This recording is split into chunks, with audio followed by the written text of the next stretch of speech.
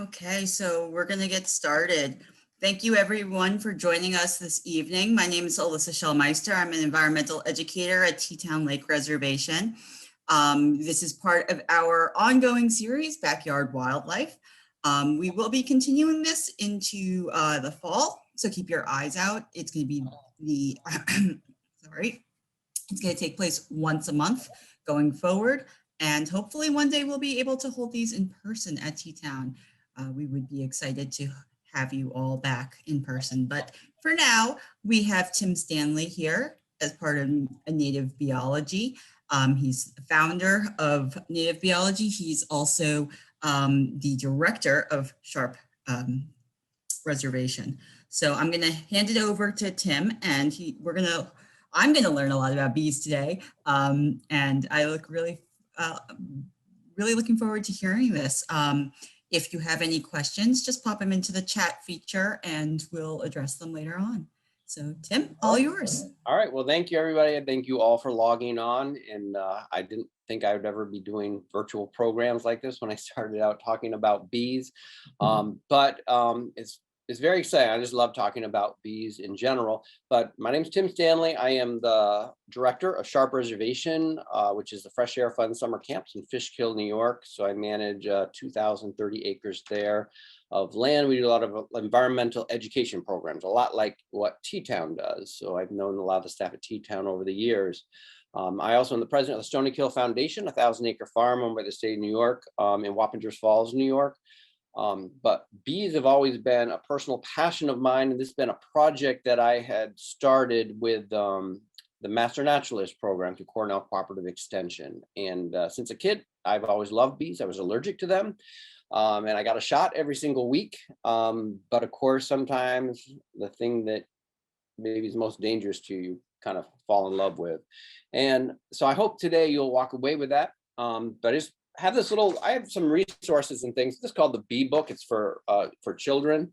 But I was just looking at this when I opened it, and I thought it'd be a good intro. What's the buzz about bees? Bees have been on the planet Earth for 100 million years. That's a lot longer than us humans and even longer than some dinosaurs. They're an important insect to our planet. This is because of the special relationship between bees and plants. But many bees are disappearing. Let's find out more about the world of bees and why there are few buzzing about. And so I'm going to move on. This is actually a tricolored bumblebee on a goldenrod. And we don't see a lot of this species around here. But today we're going to kind of deep dive into the world of pollinators, because a lot of times when you talk about bees, the first thing that people think about are honeybees. And I do keep honeybees. I mean, we will talk briefly about them, but this program is really about the diversity of bees that surround us every day. This is a garden in College Hill Park in Poughkeepsie, New York. And of course, a lot of people are planting flowers for the beauty. But these flowers are really important to various pollinators. So as you start taking a closer look, here's on a sneezeweed, we see a longhorn bee. This is a male, and just kind of resting in the morning before he gets busy visiting the flowers. Of course, he's only going after the nectar, not the pollen. The females are always going to be carrying pollen.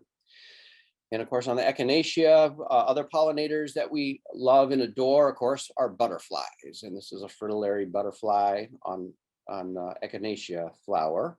And as we look around here, there are a whole variety of wasps that visit our flowers and plants. And this one, and many of them are solitary wasps and social wasps. And I point out those two terms because that's going to be important as we move through this program today. On the Liatris, we see some skipper butterflies. And of course, there's many different types of bumblebees. This is one enjoying the mint in the garden. So it's fun to really kind of explore this world as we start looking up close. And most of the time, these bees and insects are around us all the time, but most people never take a moment to stop and look. This was this spring. There are many bees that are actually what we call specialist bees. That means they emerge at a certain time with a certain flower and they'll visit those plants.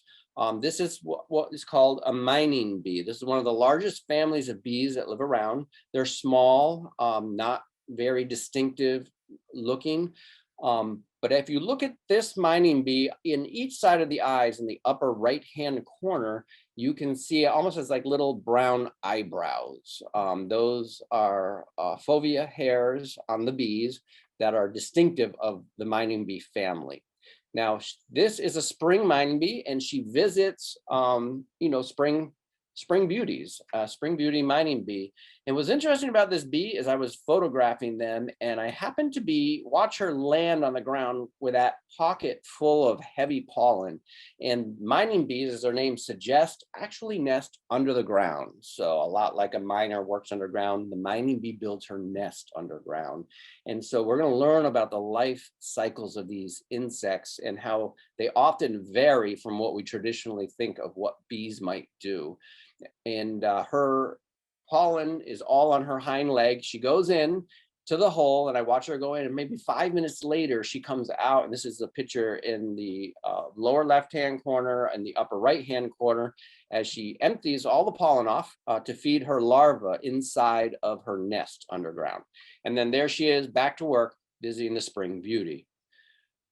We talk a lot about bees in terms of their economics. 1 in every 3 bites of food that you eat is the work of pollinators. And of course, a lot of times people say if the honeybee disappeared, our food source would. Really, a lot of research is going into understanding that our native bees are actually much better pollinators in terms of our native plants.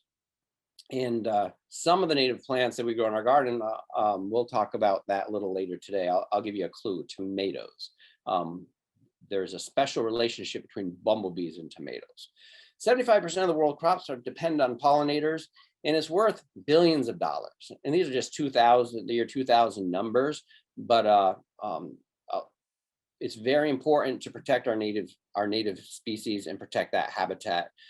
Because they're really everywhere, and all you need to do is provide them habitat and they will thrive. And New York State has created a pollinator protection plan, which I think is important to know that New York State values its pollinators. This is a boring chart, but it's called, and we're going to go into this in some photos about different things. It's called pollinator syndrome. So each type of different types of pollinators and different types of flowers have evolved to attract one another. And so with that in mind, if I was doing this in person with you, I would have you all raise your hand and tell me if you could name some pollinators that you could think of. And one of the ones that people don't often think of are beetles. Beetles are actually the world's first pollinators. When angiosperms evolved, the flowering plants of the world first evolved, there were no bees around. There were no butterflies, but there were beetles. And so the beetles will actually come to these flowers and eat the pollen. The pollen, of course, is rich in protein, and so it's an attractive food source. And of course, being a vegetarian is safer than being a carnivore in nature because you don't have to hunt down and kill your food source. And so this is actually a spring amelanchier serviceberry that grows in our forest in the springtime. And this is a native beetle that is visiting this for pollen. Of course, beetles, their pollinator syndrome is they don't necessarily have to have bright, colorful plants. They'll be attracted to green plants. They'll go for the nectar and the pollen. So they're not going to be attracted to the same things other pollinators. Second only to bees are flies. Flies are a powerful group of pollinators, and many of the flies that visit flowers are what we call bee mimics. And so this is called a drone fly. It's kind of has that coloration pattern to kind of mimic a wasp or a bee. And this has allowed them to be protected from predators, because one of the first things people say when they get stung, I've been stung by a bee. Actually, my land management interns hit a yellow jacket nest this week, and they'll tell you they got stung by bees, but it's really wasps. And upstairs. And so these are flies, but flies often are attracted to things on farms where you have lots of manure, where they can lay their eggs in the manure. So oftentimes flowers that attract flies are smelly and stinky. And some examples of those are trillium, like also known as stinking Benjamin. And also wild ginger or skunk cabbage attracts gnats and other fly and insects. And flies actually are much more active in a little bit cooler weather than bees. So a lot of spring flowers have kind of adapted to hedge their bets and attract flies. Of course, birds are, wonderful pollinators. This is a hummingbird. And the hummingbird, of course, is going to transfer pollen from flower to flower. And oftentimes, the flowers that evolve for birds are going to be bright colored, often red. And I say red because, interestingly, red flowers don't attract bees. Bees cannot see the color red. They have a shifted spectrum, so they can see ultraviolet light. They will see in the ultraviolet light, and oftentimes flowers have ultraviolet runways that kind of direct the bee into the flower to where the nectar is and where the pollen will get rubbed over its hairy insect body. Butterflies and moths. Butterflies and moths have very long tongues, so they can reach. So before we saw a red bergamot flower. These are purple bergamots or Oswego tea. They go by many names. Monarda, things like that. So butterflies are, and of course, bumblebees love these long-tongued insects. Interestingly, in the bee world, some bees have very long tongues, some have short tongues. And this is advantageous because they're able to pollinate different species of plants. And so it kind of eliminates some competition. But of course, we see the clear wing hummingbird moth here visiting this. Some of our moths are pollinators. Some are nocturnal moths. A lot of the nocturnal moths would either be attracted to white flowers or they will not actually feed in their adult form. Now, wasps. Wasps can be is a beautiful group of insects. I have a potter wasp that is building a nest on my porch, and she's building these long cathedral-like pipe organ structures where she's going to lay her eggs. But wasps are the ancestors of bees. So they're all part of the same family of Hymenoptera. Hymen means clear membrane. And so the Hymenoptera is the group of insects that wasps, ants, and bees all belong to.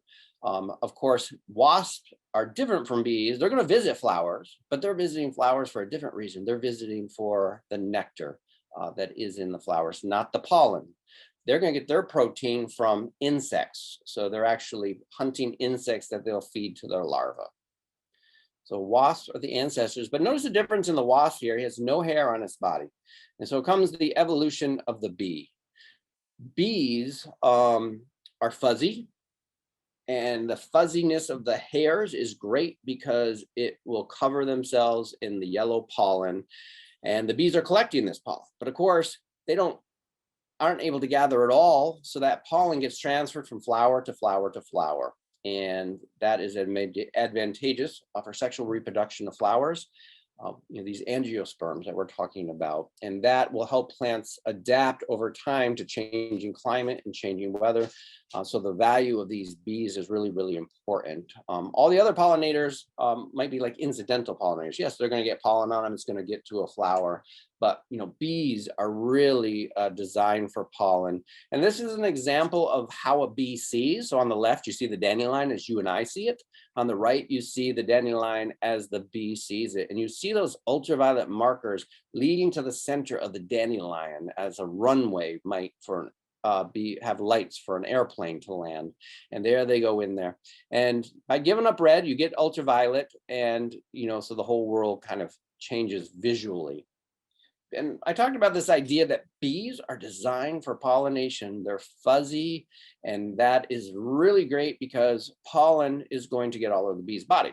So the bee's going to rest, and she's going to kind of groom herself. And in the case of this bumblebee that is visiting this flower here, touch me not, she is coming in for a landing. She has a long tongue. And so that tongue is going to reach way down to get that nectar. And as she crawls through the flower, the pollen is going to get on her body. Then she's going to rest and she's going to groom that, and it's going to go into the pollen baskets that you see on her hind leg. And as we go through this program today, I really want you to pay attention that not all bees collect pollen in the same places or in the same places. So not all bees have pollen baskets, but they might just collect it loosely on their hind legs, or they might collect it in different parts of their body. So as we go through this program, we'll be able to discover how bees have adapted to collect pollen, and really how they live their lives as well. But so the bees have a chewing mouth part. Bees have a long tongue for slurping up nectar. They have the little antennas on their head. They're actually longer. Sometimes if you, there are bumblebee lookalikes.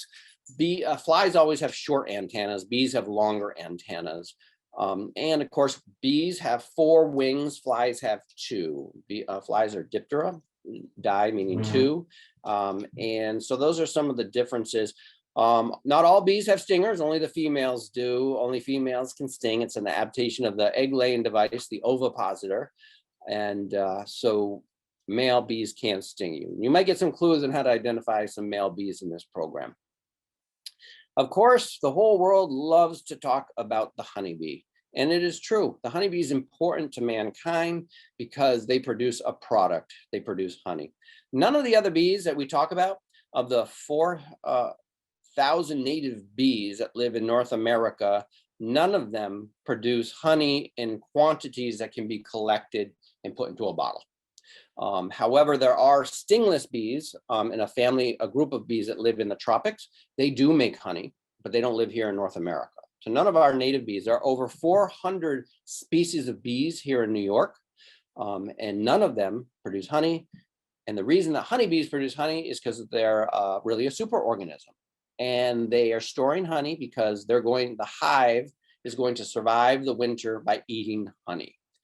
None of the other bees we talk about from this point forward are going to survive the winter by eating honey. They don't need it. They're either going to hibernate or they're going to overwinter in a pupa form or in an egg form. So let's talk about our native pollen bees. These are what I call powerhouse pollinators, because these native bees are more efficient at their work than honeybees. And so this here is a Melisodes species, a longhorn bee visiting sunflowers, and they always visit plants in the aster family or the sunflower family, and they're going to be them. So native diversity. I mentioned this earlier, so we'll kind of skip along here, but there's 4,000 native bees native to the USA, over 400 species here in New York, and 47 genera.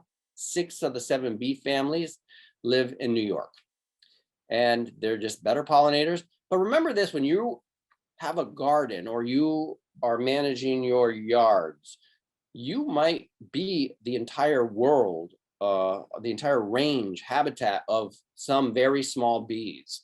And so by planting flowers in your yards, encouraging plantings in your community, and we have heard a lot about pollinator pathways, and this is a growing movement. And I know the city of Poughkeepsie, where I live, is part of the pollinator pathway movement. The city of Beacon has also done this, but creating connected habitats is really essential to ensuring the diversity of these bees. And what a brilliant idea for the founders of pollinator pathways in creating this. So if your town's not part of it, it's a great way to really be active, or increasing the number of people that sign up and register in pollinator pathways is really important. So some of our native bees are specialists versus generalists. If I'm a generalist bee, I don't care what flower I go to. If I'm a specialist bee, I'm going to be very selective as to the plants that I visit. Bees are very good at pollinating our native plants, like I mentioned, and some of these are plants in the nightshade family and plants in the heath family.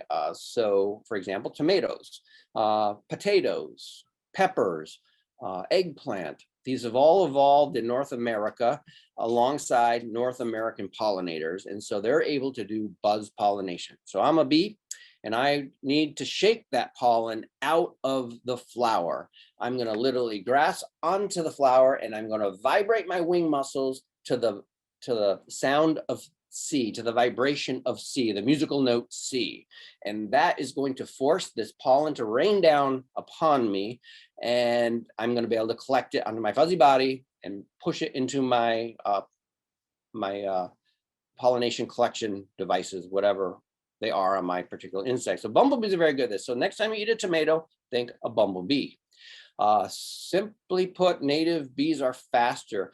250 blue orchard bees, Osmium species that live, and we're going to talk about how they live and where they live and how you can encourage them in your yards. But 250 of these tiny bees can do the same work as 2 hives of honeybees, which each have 30,000 plus bees in pollinating a 1 acre apple orchard. So 250 versus 60,000 bees is amazing. If you watch them in the springtime, they're going bzz, bzz, bzz, from one flower to the next. I'd photograph bees. Very hard to photograph some of these bees because they're on the move. And these bees are able to pollinate earlier and later than honeybees.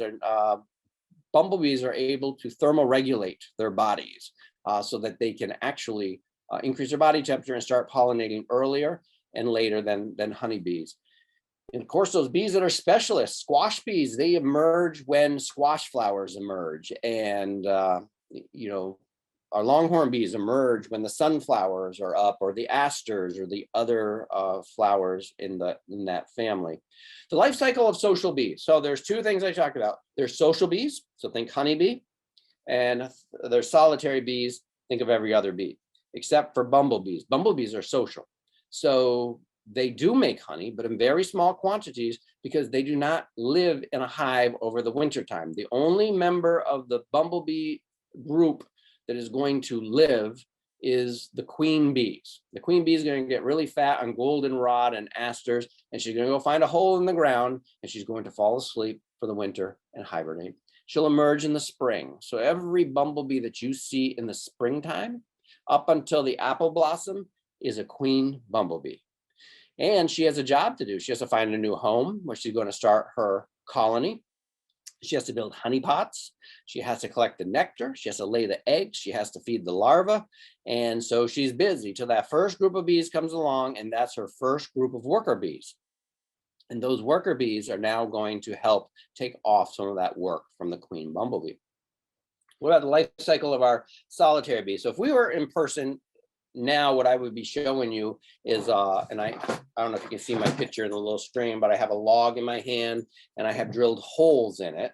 And most of our solitary bees, 30% of them will live in hollow holes, hollow stems, raspberry stems. All of these are types of habitat that native bees will utilize to build their thing. So you can even do like hollow paper tubes, or reed grasses are good too. So the bee will go into the hole at the back end and she'll lay an egg.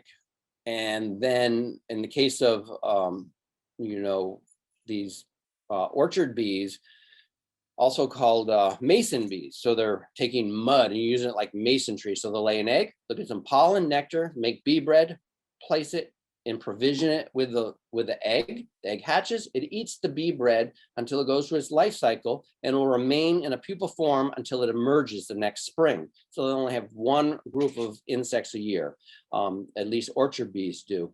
And they always lay their eggs the female eggs in the back of the tube, and they always lay the males in the front of the tube. And this is because males are more expendable than females. I want all my egg laying females to survive. So solitary bees, every female is an egg layer, meaning there are no queens. There's not a single bee that is designated with this. So every female lays eggs. They don't lay tons of eggs, but they will lay enough eggs throughout their life to fill out a few of these tubes. And then they move on. And then the females will die, and you won't see the blue orchard bee come late summer or even the fall. You'll see different types of bees in that family that emerge later in the season. Bee stings. I said I would help you identify male bees. Male carpenter bees are often very aggressive. They'll actually kind of hit you and act territorial, but they can't sting you. And this one you see on my hand in the lower right-hand corner has a big white patch on it. That tells me that's a male. The females do not have that white patch. And oftentimes male bees have these white patches on their nose. But most of our solitary bees rarely sting. Some are so small, their stinger couldn't even penetrate human skin if they wanted to. And oftentimes their venom is different, and only small amounts are injected compared to honeybees. And there is no documented cases of anyone going to anaphylactic shock from a solitary bee. And of course, they would only sting if trapped because they're not protecting a hive. Every female is an egg layer. So if I lose a female here, a female there, that's kind of expected. They're not going to be as aggressive as if you put all of your eggs in one basket, as in the world of social bees. And when I talk about social and solitary, everything I say for bees goes for wasps as well. So you have social wasps and you have solitary wasps. The social wasps, beware, bald-faced hornets, yellow jackets, paper wasps, they're going to protect and be aggressive about protecting that. But all the solitary insects, they're not going to be aggressive.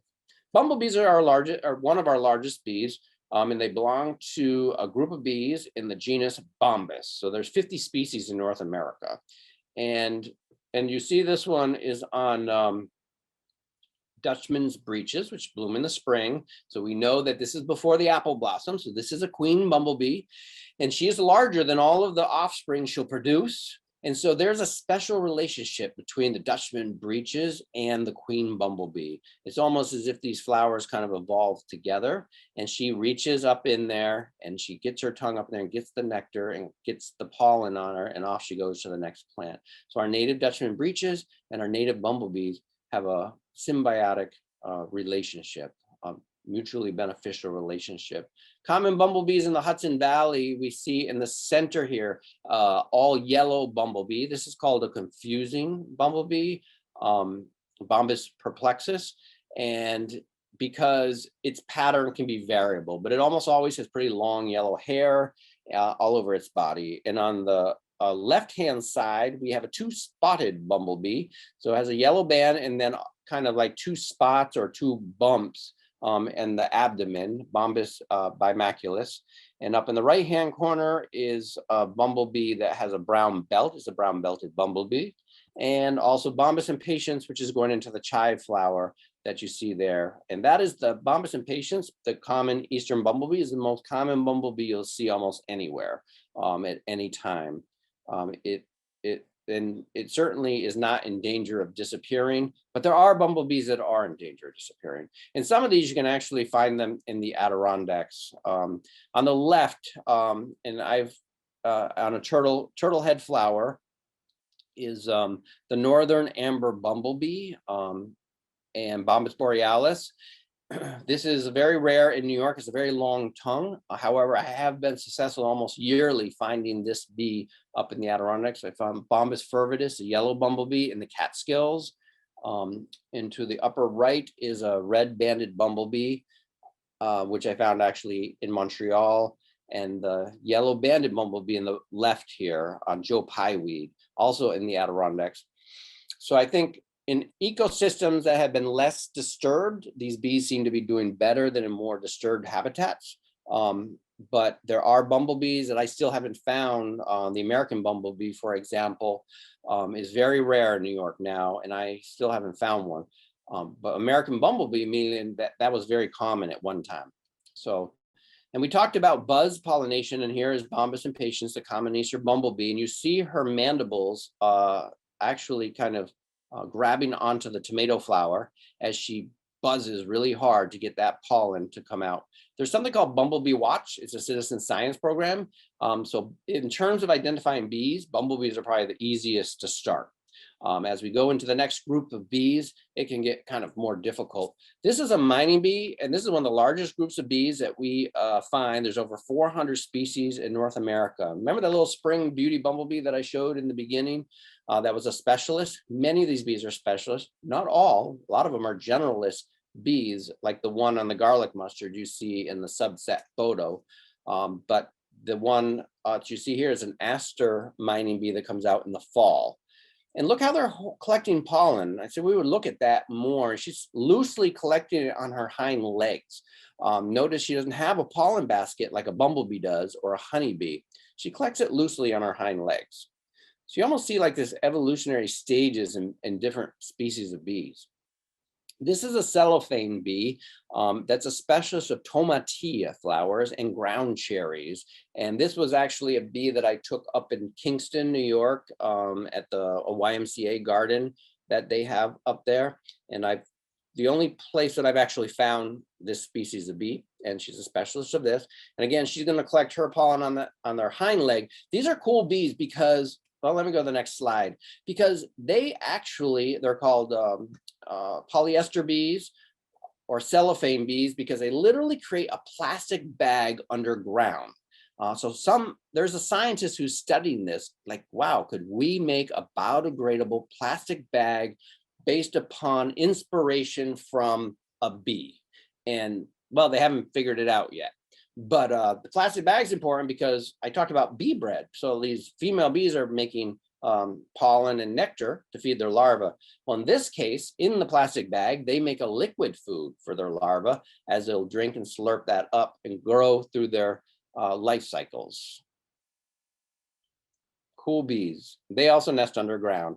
So we have 70% of our native bees nest underground. 30% will actually nest in hollow tubes and twigs. In the same family as the cellophane bees is a yellow-faced bee. This is really cool. Remember earlier I said bees are always fuzzy and wasps don't have any hair? Nature loves to throw us for loops and loves to not follow the rules all the time. And here's an exception to the rule. A little teeny tiny bee looks a lot like an ant or a wasp and has yellow patches on its face, a little yellow on its back. There are 130 species of these. Interestingly, this group of bees are the only types of bees found in the state of Hawaii. Bees in this family, Hylaeus genus, are only found this is the only kind found in Hawaii. And some of those species are in danger. But look how tiny they are. This one on the right is actually walked up to the edge of a rose flower and is looking down. It's like, should I jump or should I fly? So the world's a lot different when you're small. On contrast, you have very large bees, a large carpenter bee, which many of you may know and many of you may despise because this is the only bee that's going to chew its own hole. I don't know if you can see my image in the camera of my thing, but I'm holding up a piece of wood that a large carpenter bee has chewed. So they reuse these holes as their populations grow. And so some females will share the same hole and they'll build offshoots to these year by year. Their populations grow slowly. They only lay 3 to 5 eggs per female once a year. So unlike other bees that lay a lot more eggs, they lay less eggs. They actually hatch in the middle of the summer and they will be out in the fall and they'll actually overwinter as adult insects inside of these holes. So let's just say you want to manage for carpenter bees in your house. In the springtime, the bees are going to come out on warm days. And before they lay their eggs, you can actually fill these holes with wood putty without having to. Actually, calling an herbicide or a pesticide company is often very ineffective with a large carpenter bee. So you have to kind of be creative. You can paint wood, paint discourages them.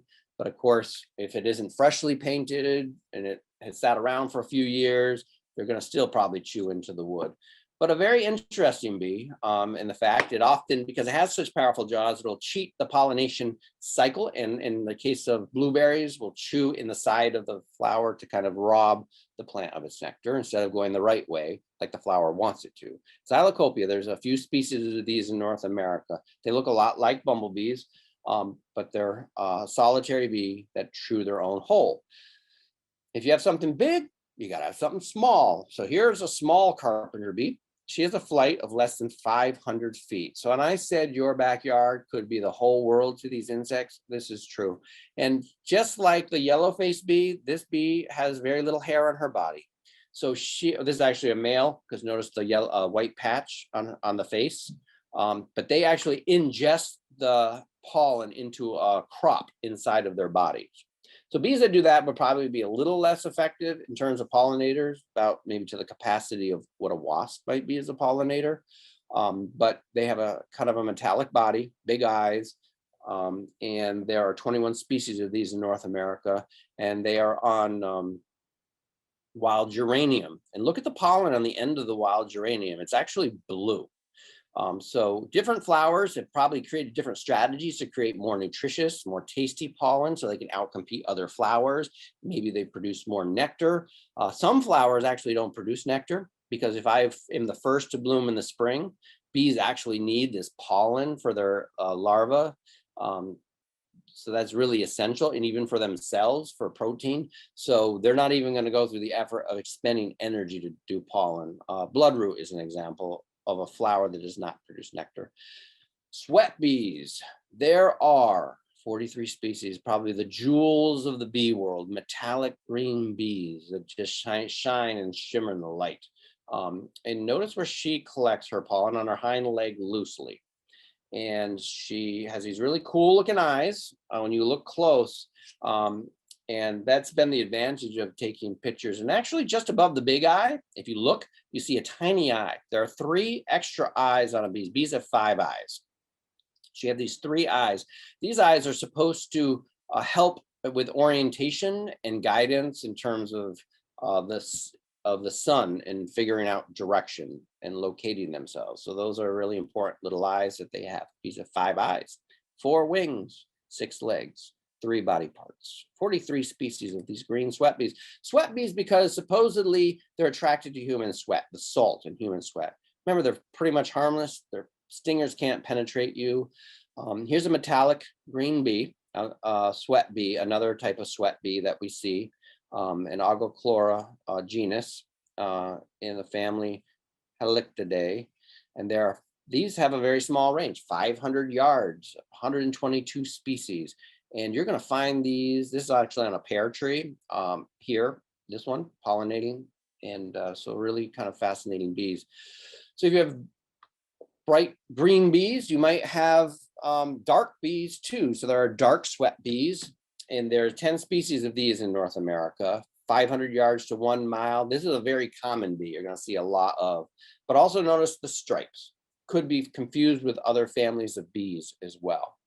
But and I share the diversity just so you're not expecting that people are going to remember all the things you heard tonight, but that there's just a lot of bees out there and they're all doing different jobs. And their Lasioglossum is a tiny genus of bees, and it's even for a bee expert, it would be hard to identify it to the species level. A lot of times you have to come into the lab and you would have to identify bees by the patterns in their wings. So it's definitely not easy once you get to these bees where in this case, there are 400 species in North America. Mason bees, these are the ones that nest in the hollow tubes, the 30% that are in the hollow tubes. These are the blue orchard bees. 250 of these do the same work as a honeybee. Of course, they have a small flight range. So when you think of places like California and almonds, if I have almond trees as far as the eye can see, and those all bloom for 2 weeks, after the bloom is over, it's a functional desert to pollinators because there's no more flowers anywhere. So by creating habitat in these ecosystems or these orchards is really important to helping them sustain outside of the bloom of the trees. Cornell's done a lot of research on apple trees and the value of native pollinators contributing to them. And they find that there's greater set of fruit in orchards that have wild habitat nearby versus those that don't. So by increasing the diversity of plants around our agricultural areas is actually really beneficial. Leafcutter bees, you might get annoyed at these because they might go to your lamb's ear or other flowers and actually cut holes in the leaves that they're going to use, and they pre-measure them and remember the size of leaf they need. They cut a hole and they take it back to their nest, and they'll use that as the petitions versus the mud that mason bees use. So leafcutter bees, there are 140 species of these in North America. Carder bees, these bees actually have what might be called teeth, like a wool carder for carting out wool. They'll use these teeth to strip plant material they'll use in their nesting chambers. Actually, some of these carder bees are non-native, and they can be very aggressive to our native bees, like bumblebees and things like that. So they can be a little problematic. This one is near foxglove, but they do love lamb's ear, is one of their favorite flowers, and they'll patrol an area and keep all the other bees away. So the males are really aggressive, even though they can't sting. They can hit so hard that they can cause damage to other bees. So they can be a problem. 23 bees, but the species of these in North America. Maybe my favorite bee of all is the squash bee, because this little bee has a great story. It's a specialist. So visit squash flowers. So if I was a squash farmer and I'm paying a honeybee guy to bring honeybee hives to my farm, I'm wasting my money, because wherever there's a squash bee. There's probably going to be green sweat bees here. You're going to see bumblebees. You're going to see a whole bunch of other sweat bees, all kinds of bees visiting this. And look down, you see the nectar wells of the squash plant. They open in the morning. These bees will actually be active before the sun even rises. So they get a head start of everybody else, and they're going to suck up that nectar. And they nest underground right near where the squash plants are. They dig very deep holes. So typically rototillers wouldn't necessarily damage or completely damage their nesting habitat. So, but squash bees evolve with squash flowers, and squash, of course, this is the only species in the genus Peponapus that lives here in New York. Squash actually was native to New York a long, long time ago when the mastodons roamed around New York. So probably didn't know that mastodons were farmers, and they would use their big, not intentional, I'm sure, but they would use their big feet to kind of churn up the soil. They would eat the ancestors of our modern day squash, poop them out, fertilize, and it was great habitat for the squash plant. Of course, when the mastodon disappeared, so did the squash. There was no one to plant it, no one to fertilize it, no one to till the soil. And so the squash plant started disappearing until it was kind of had disappeared all the way to the desert Southwest. Then the Native Americans came along and brought it back to New York. And when it came back, so came the squash bee. So had we lost the squash, because of we losing the mastodon, we almost lost the squash bee too. So in some ways, they're a connection to our history. Longhorn bees, these are longhorn, meaning the antennae are very long, but they're long on the males. Look in the lower right inset photo. See those long antennae? That's very distinctive of this group of bees. But look at the females, her hind leg on the sunflower. She almost looks like she has long pants on, and that's where she's going to collect the pollen there.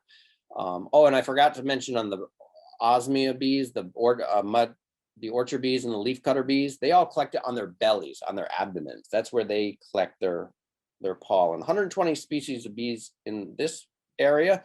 Digger bees, this is a really cool bee, and she has a rusty back, almost looks like it hovers, a long tongue, really cool marble eyes, coming in to a beard tongue. So our native foxgloves. Anthophora species, flower loving bees, its name. 500 yards to 1 mile, its radius. 5 species are found in New York. Now, those are all of our bees. So then you have all the mimics out there, and just like cuckoo birds that lay their eggs in somebody's nest, you have cuckoo bees that are going to actually mimic the bees that they're going to actually lay their eggs in. So while the mother bee is off collecting pollen and nectar, these guys go in, lay their eggs inside. The eggs hatch, they kill the larvae inside and take over the food source. So this is a whole bunch of different, cuckoo bees out there. And then there's bee mimics. These are actual flies that looks like a bumblebee in the center, and the one on the right looks like a wasp. Both of these are actual flies. Much more mimicky, but look at the short antennas. If you could pull the wings apart, you see they only have 2, not 4. And look at those funny little feet that they kind of stick onto the leaf there. So though they look like bees, and flies only have sucking mouth parts, they don't have chewing mouth parts. Social wasps.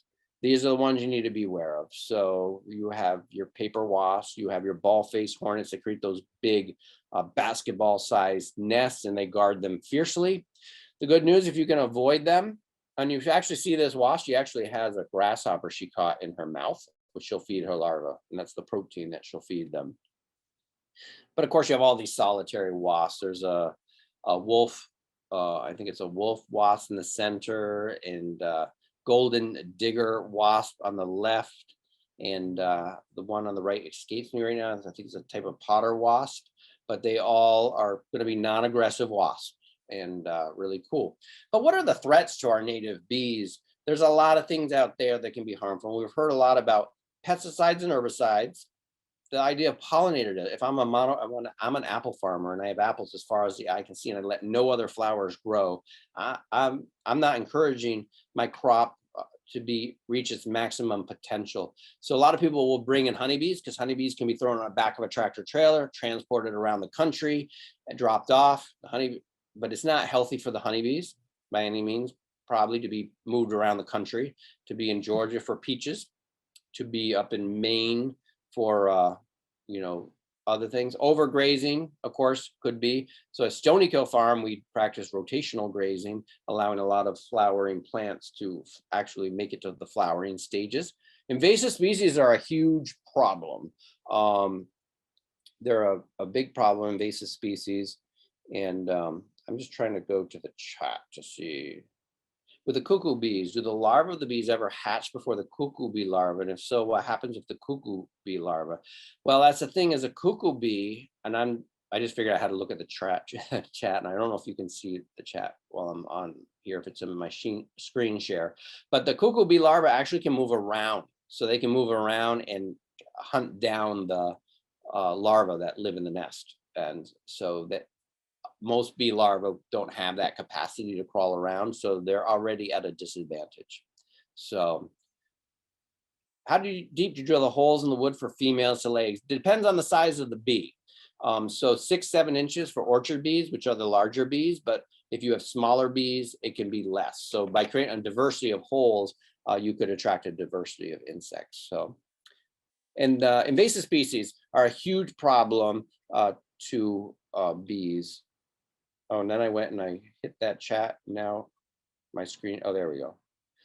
Oh, so I'm going to go forward again. So invasive species are a huge problem. And because invasive plants can outcompete our native plants, which is a huge problem. Because all of a sudden, if you have Japanese knotweed or Japanese knotweed, then that will though it attracts a lot of bees, it only blooms for a period of time, and it functions as a food desert, really, because it'll outcompete a lot of the native plants. So really trying to control our invasive species is really important in helping create a diversity of flowering plants, and helping our native plants is really essential. Avoid using insecticides, herbicides, and fungicides. Neonicotinoids are especially harmful to bees. Now, this is an insecticide you might not even know is in the plant. It's systemic. So I go buy my plant from a big box store, and I bring my plant home and I plant it, and we get lots of beautiful flowers. It's an annual zinnia, perhaps, or marigolds. And the bee comes along, drinks the nectar. It's a neonicotinoid inside of the nectar or in the pollen, and I eat it. Now I have a neurological disorder. I forget who I am, where I'm from. And so you could have a collapse of bee populations because of using neonicotinoid insecticides. So it's always important when using insecticides to either A, not use them, or B, use them according to the labels, or C, only use them as a last resort. So that's best management practices. Of course, if you can avoid them, avoid them.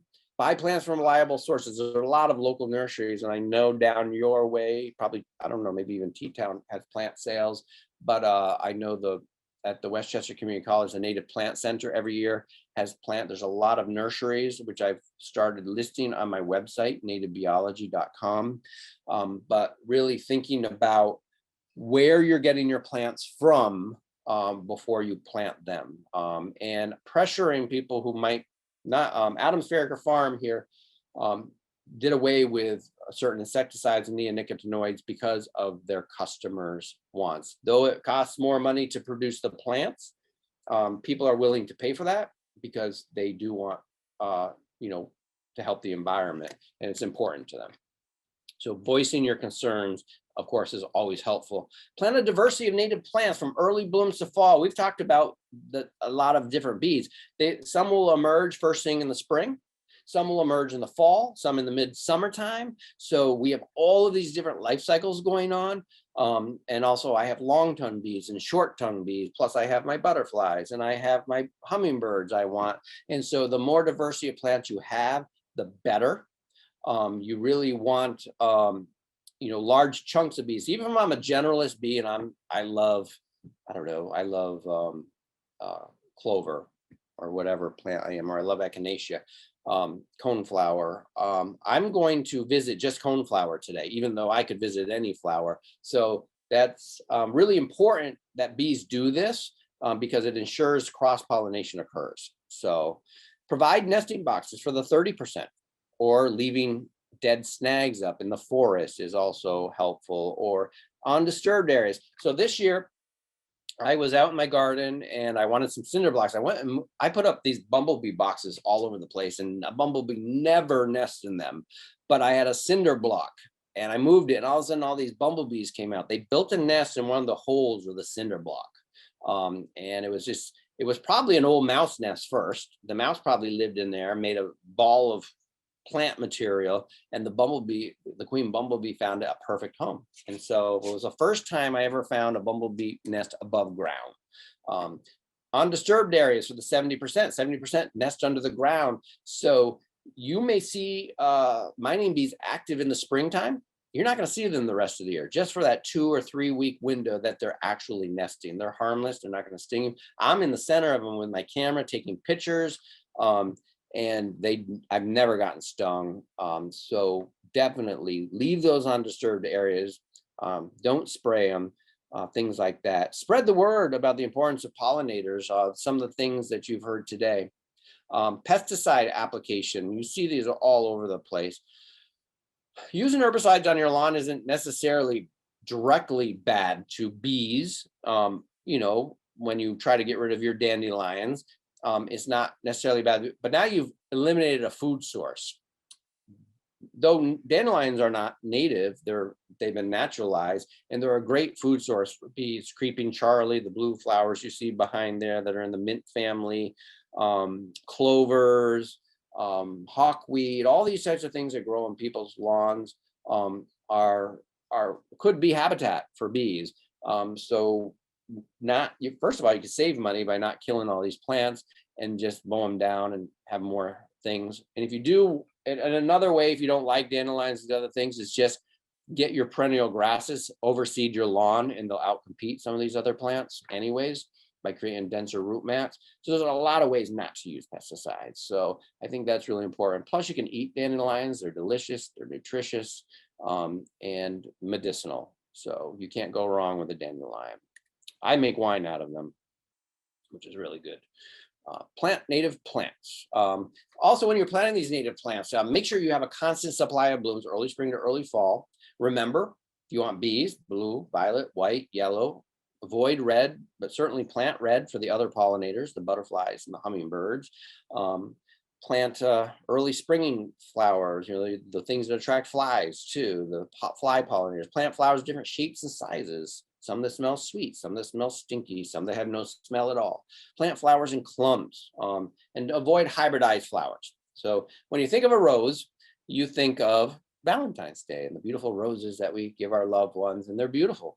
Surely they are, but they are no good to a bee. But you think of all your orchard trees, apples, pears, 5 white petals, lots of yellow stamens. Those are all plants in the rose family. So roses is a wonderful pollinator, but not the ones you give out at Valentine's Day. Spring favorites, and these are just some shout outs, just some favorites. Virginia bluebells, wild geraniums, trout lily. These are great, and go look for the bees out in these summertime areas. Lupine, milkweed, coneflower. Milkweed's a great one. Obviously, it's a host, and also when you're thinking of butterflies, and I'll just throw a shout out to butterflies. Always consider host plants for butterflies, because butterflies need host plants to complete their life cycle. So obviously, the host plant for monarchs is milkweed. So definitely plant milkweed, but tulip poplar is a host plant. Oaks attract over 500 species of Lepidoptera. So oaks are a wonderful host plant. and you know, it's plants in the carrot family as well. Autumn favorites, asters, ironweed, and goldenrods. These are the flowers that are going to fatten up the bees that have to survive the winter. And we've talked about the nest boxes here. This is that blue orchard bee. These bees that nest in these tubes often are in a group of bees that collect pollen on their, in the Megachile family, collect pollen on hairs on their abdomens. And here's an undisturbed area showing you one of the little Lasioglossum sweat bees nesting inside of the bank. They're almost everywhere you look. Everywhere I've looked, I almost always see them, and you just don't even realize they're there. Resources, a lot of resources out there. I'm going to stop my screen share and I can show you some resources I have here, but all of these websites are on my website, nativebiology.com. I'd love to share information out. And this is a mining bee up here on an orchard flower. But I'm going to stop my screen share, stop share, and I'm going to come back here. But there's lots of different books and things that you available to you if you want to learn more about bee species. This is called Bees in Your Backyard. So this talks all about those families of bees that I had mentioned earlier, which is really cool if you really want to deep dive into bees. If you're more interested in the types of flowers that attract different pollinators, Heather Holm is an awesome writer and person with bees, and she wrote the book Pollinators of Native Plants. And so it talks about the associations of different pollinators and the plants that go with them. So I use her resources a lot. If you want to know more about bumblebees, there's the book Bumblebees of the Eastern United States, and it's an ID book on how you can identify bumblebees, and you can participate in Bumblebee Watch, which is a great resource. Also, posting things on iNaturalist is a great tool as well. And I also like Botany in a Day. So the different families of flowers is a lot of fun. Also, if you work with children, there's a lot of really cool books about bees, a peek through picture book, just developing that appreciation at a young age in our young children. The bee book right here was a quote that I read. If you are working with kids directly, just having show and tell items, which if I had done this in person, I'd be passing things out, showing you things, engaging you to engage back to me, which is hard to do in the virtual platform. Bees, this is a cool book, just Bees, a Honeyed History. And a lot of these books are not just talking about honeybees anymore. They are recognizing the value of our native bees and our native pollinators and things like that. So please, if you have questions, you can put it in the chat. But it's been a pleasure teaching you guys a little bit more about the bees. And of course, in real time, I'd love to see what you all are doing too. But there's a lot of great ways to help. But certainly the pollinator pathway movement is certainly a great one that a lot of communities are participating in. And if you do have a garden and your community is participating in pollinator pathway, you can go to their website. Yes, all of the books in literature, including the pollinator pathway things that I've talked about, are on my website. I'll just type it in the chat, www.nativebiology.com. This, again, website was an evolution of my work as a master naturalist. I worked in environmental education my whole life, and I've taught other programs where we have games for kids and make it more interactive. Or if we did a live program, we could go on a scavenger hunt for different species of bees. So, which we kind of just did with our PowerPoint presentation and our pictures, but certainly you all in the comfort of your homes, which is also an advantage of the Zoom. So, but yeah, any other questions that we have? I think it's after 8 now. I think I'll win over time a little bit.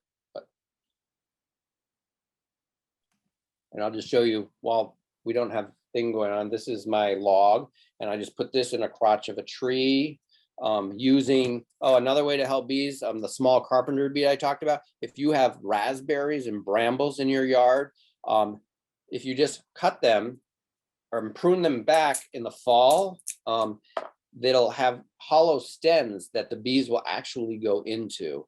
So the small carpenter bee is quite use of that. Sumac that grows along the road.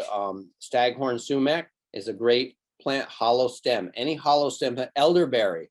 Plus, the elderberry provides a lot of great flowers, and it's a fast-growing shrub. It's native, might even outcompete some invasives. Phragmites stems. If you want to get rid of Phragmites, just repurpose the stems. Bamboo can be used.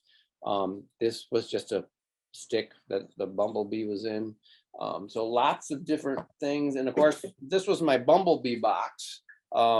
Here, you put out in the woods, and the bumblebee is supposed to go in there. You fill it with like paper or dead grass and leaves, and they would make a home in there. But like I said, they preferred a cinder block over my fancy bee house. Go figure, right? So, all right.